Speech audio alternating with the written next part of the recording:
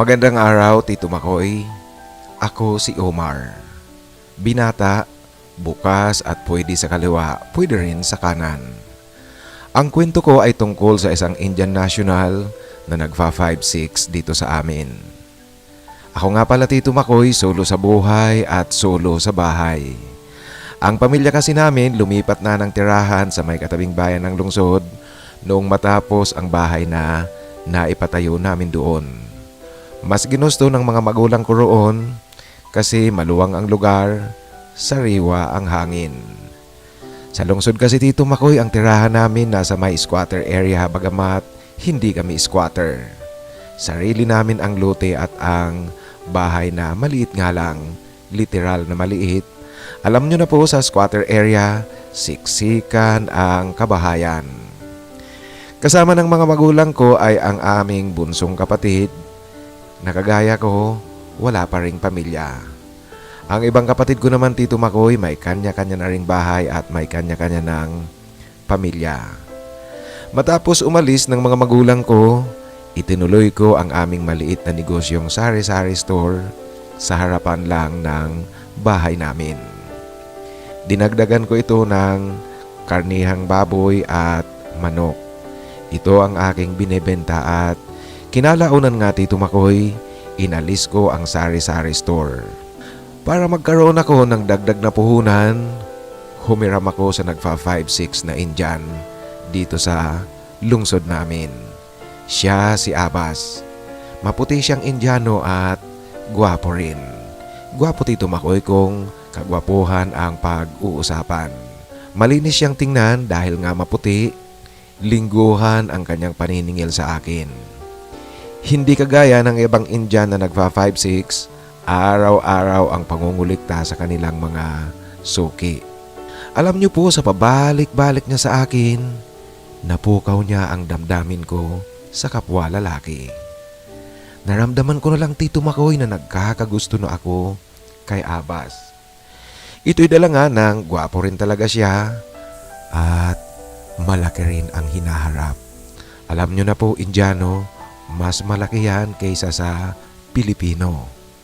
Itong si Abbas, makulit at makunat pagdating sa singilan ng pera. Ngunit, Tito Makoy, mabait naman siya. Naiintindihan ko rin siya kasi ito lang ang kanyang hanap buhay at sa panig nila, mahirap talagang mabuhay sa dayuhang lugar. Isang hapon, nagsasarado ako ng aking pwesto. Ako kasi, Tito Makoy, pag naubos na ang tinda kong karne, automatic, Tito Makoy, nagsasarado ako kasi wala namang ibinibenta na. Nagsasarado ako, dumating itong si Abbas maniningil. Pinapasok ko siya sa sala ng bahay. Alam mo, Tito Makoy, noong nasa loob na kami ng bahay, umandar sa akin ang, ewan ko po ba, basta inabot ako ng kalukuhan, inabot ng init ng pakiramdam. At sa oras na iyon, ang tingin ko kay Abbas ay kaakit-akit na masyado. Bakit naman maagang paniningil mo? Ito ang pabirong tanong ko sa kanya.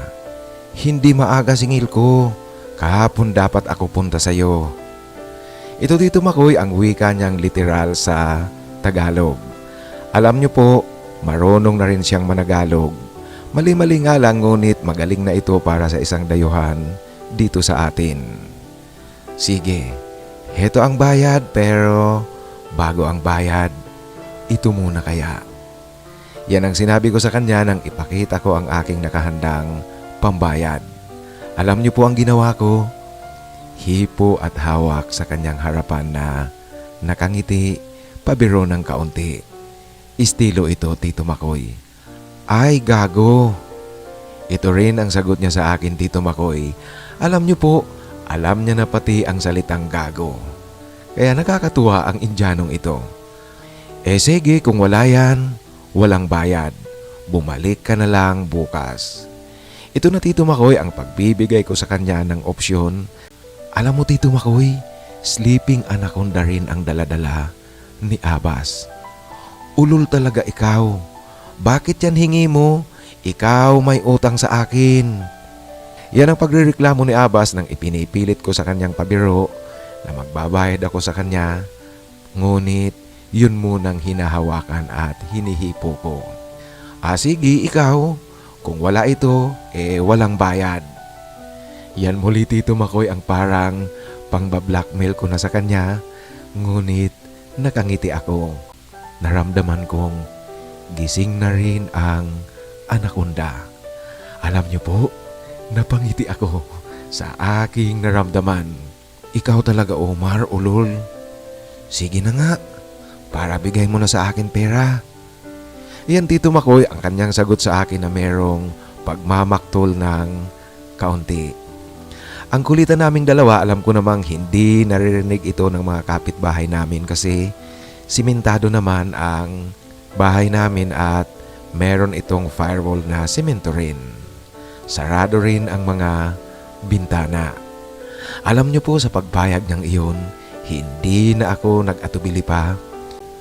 Tito Makoy, talagang jackpot ako dito kay Abbas. Ayos ito. Alam ko, gusto niya rin ang iminumungkahi ko sa kanya. Umupo nga siya sa kutso na upuan ng sala namin. Ako naman Tito Makoy, tuloy na sa pagkanta ng My Way at saka Lakas Tama, Ako'y Nawawala. Kumakanta na talaga ako Tito Makoy. Ganoon pa man Tito Makoy, meron pa rin kaunting kaba na kahit bumigay na sa akin itong si Abbas. Kasi naman baka magreklamo ito sa huli, mapahiya ako. Sa aming pagtatapos, inayos ni Abbas ang kanyang sarili.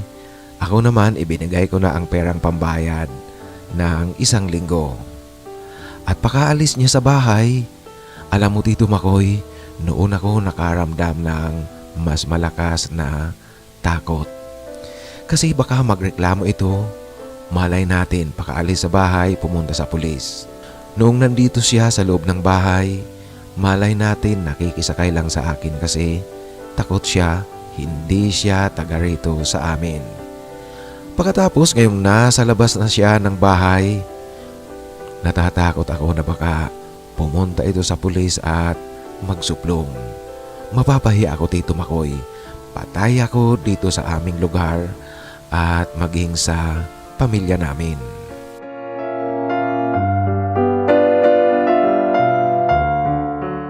Makalipas ang 2 araw, nagulat ako kasi kasasarado ko lang ng tindahan.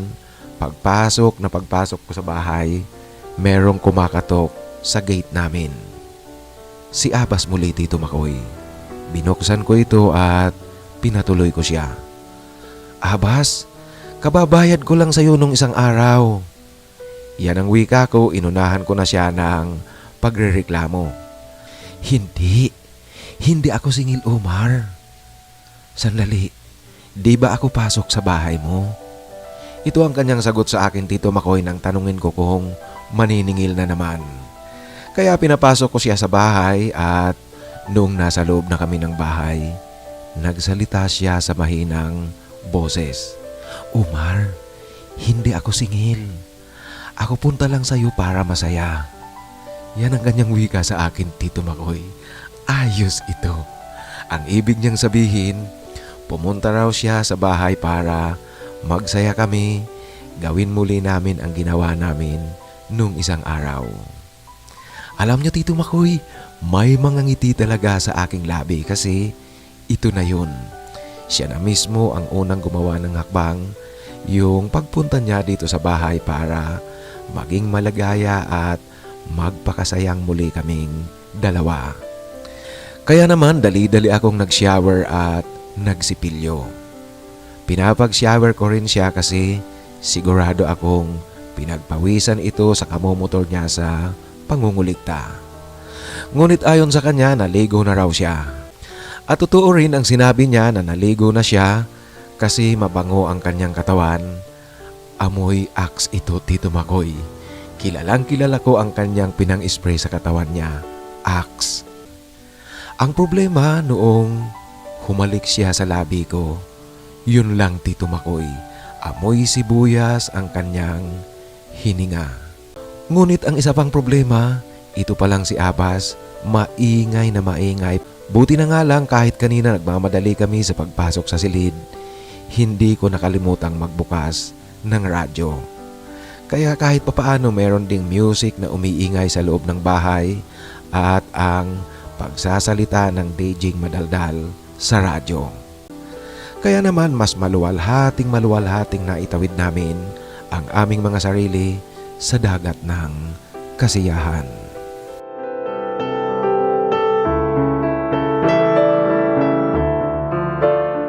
Mula noong pangalawang pagpapakasaya namin ni Abbas, bumabalik-balik na sa akin si Abbas para makipagsaya. Lagi-lagi na namin ginagawa ito. Kasabay ng kanyang paniningil, lagi kaming humihiga sa aking higaan. Aaminin ko Tito Makoy, nag-i-enjoy ako ngayon sa ugnayan naming dalawa. Naikwento niya rin sa akin na hindi lahat na Indiano ay madungis. Ayon sa kanya, ang madungis lang talaga sa kanila ay ang mga Hindu. Silang mga Muslim malinis sa katawan kasi isa ito sa kanilang tradisyon sa relihiyon na dapat malinis. Saka nasabi niya rin sa akin Tito Makoy kung bakit sanay siya sa kapwa lalaki kasi sa kanila palang lugar parang accepted yata ang relasyon ng dalawang lalaki. Bagamat sa Muslim siyempre bawal iyan, ngunit kagaya raw sa Pakistan, bagamat bawal, marami ang gumagawa nito at hindi rin pinagtatakhan ng mga tao. At ang dahilan nga na nagagawa ito ng pareho lalaki, dahil na rin sa tradisyon ng kanilang relihiyon na hindi pwedeng makipagkaibigan ang babae sa lalaki. Sa gitna ng aming masayang ugnayan na lihim, makalipas Tito Makoy ang mahigit 3 buwan, bigla na lang hindi pumupunta sa bahay itong si Abbas, hindi nagpapakita sa akin.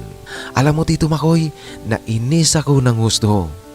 Kasi alam mo na, nasa kainitan pa kami ng aming ugnayan, bigla akong nawalan ng kaulayaw. Kaya naman Tito Makoy, lagi ring mainit ang ulo ko.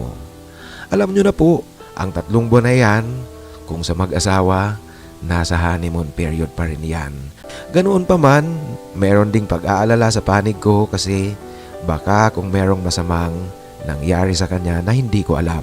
Alam mo na Tito Makoy, hindi ko rin maiaalis na meron kaming pinagsamahan nitong si Abbas. Marahil Tito Makoy, sasang-ayon ka sa akin kung sasabihin kong imposible naman na wala man lang akong nararamdamang pagmamalasakit sa kanya. Ang katunayan niyan Tito Makoy, nag-aalala ako at siyempre nangungulila sa anaconda. Ilang buwan na ang lumipas kasi wala akong nababalitaan sa kanya, wala akong naririnig tungkol sa kanya. Subalit isang araw na lang meron akong natanggap na message sa WhatsApp galing kay Abbas.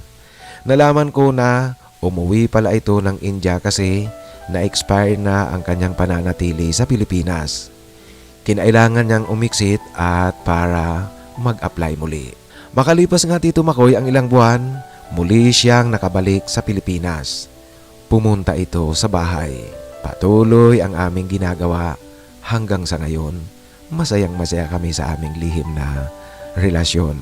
Alam niyo po ang aming ugnayan, hindi ko masasabing formal ang aming relasyon bilang mag-boyfriend kaming dalawa.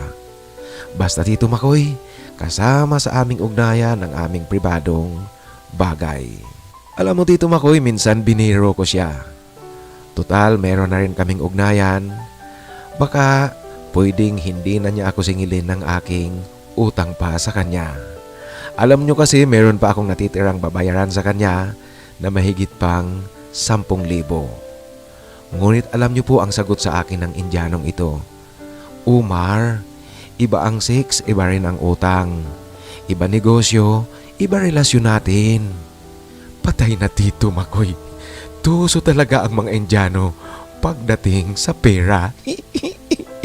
Hindi mo talaga sila maiisahan, Tito Makoy.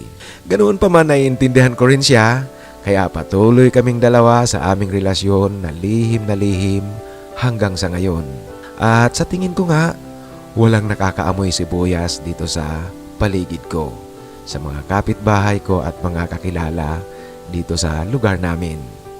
Kasi ang pagkakaalam ng mga tao dito sa amin, magkaibigan lang kami, kaya hindi rin ako nababahala, Tito Makoy. At kung sakali mang dumating ang oras na iyon na malaman at kumalat dito sa lugar namin ang aming lihim ni Abbas, saka ko na lang, Tito Makoy, iisipin kung ano ang sunod kong gagawin. Hanggang dito na lang po, Tito Makoy, ang aking kwento. Maraming salamat sa pagpili mo at pagtampok mo dito sa iyong channel. Lubos na gumagalang, Omar. Maraming salamat, Omar, sa pagbabahagi mo ng iyong kwento. Alam mo, natatawa ako dito sa sinabi sa iyo ng Indiano. Iba ang sex, iba ang pera, iba ang relasyon, iba ang negosyo. Alam mo, tama naman siya. Kasi kung paghahalo-haluin mo yan o pag-iisahin mo na lang iyan, paano naman ang kanyang negosyo? Saka talagang ganyan, hindi nyo maiisahan pagdating sa pera ang mga Indiano. Tuso ang mga yan. Lalong-lalo na't dayuhan sila dito sa atin, siyempre kahit papaano, inaalagaan nila ang kanilang kabuhayan. Sa muli, Omar, maraming salamat sa pagbabahagi mo ng iyong kwento. Ngayon mga kaibigan, sa ating shout out kay Raul Millete. Bagong kasamahan natin ito, si Raul Millete ay from Arlands Market, Gavstone, Texas, United States.